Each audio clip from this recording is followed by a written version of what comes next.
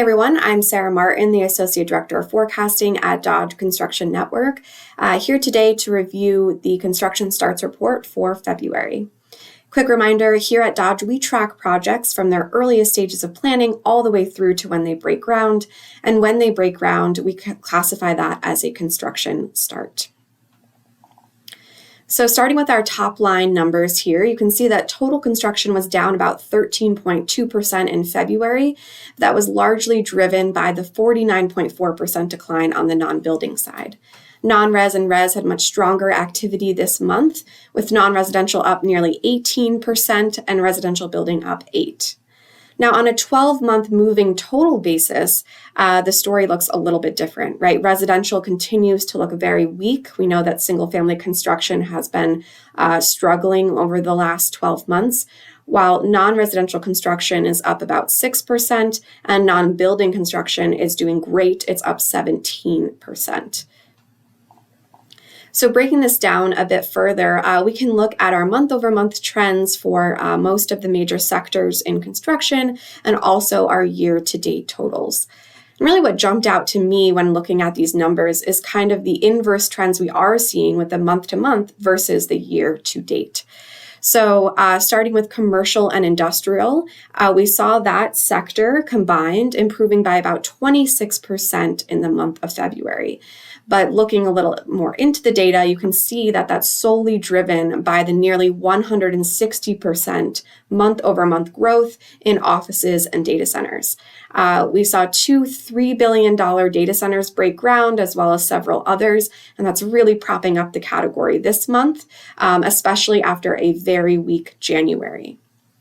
But aside from that, most of the other commercial sectors, as well as manufacturing, faced a much weaker February than in January.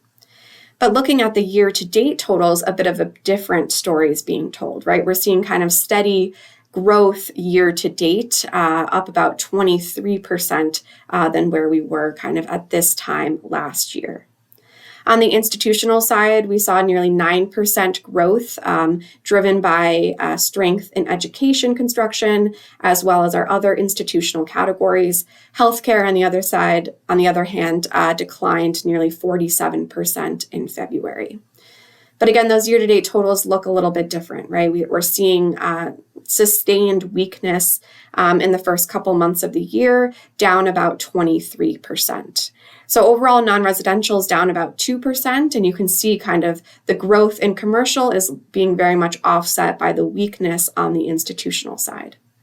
For residential building, we saw both single-family and multifamily housing expand pretty steadily in February, so a great month for them. But year-to-date, we know that single-family remains quite weak, and multifamily is down about 3% as well.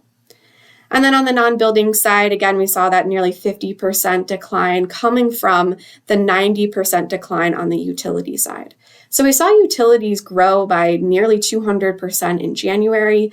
So some of that is coming from a normalizing of that activity, but you can see there that $30 billion overall is pretty small compared to recent months. But we remain pretty bullish on electric power and utilities. You can see it's still up 134% year to date, whereas the other sort of public works categories are seeing more of those larger, nearly 20% year-to-date declines. So I think we're continuing to see some concerning kind of weakness that's somewhat being, obscured by lots of mega projects breaking ground in specific categories that makes things look a little bit more positive. I think commercial construction is holding on, but we are certainly seeing larger pockets of weakness in some of the institutional, residential, and non-building categories as well. All right, that's all I have for you this month. Thanks so much for watching.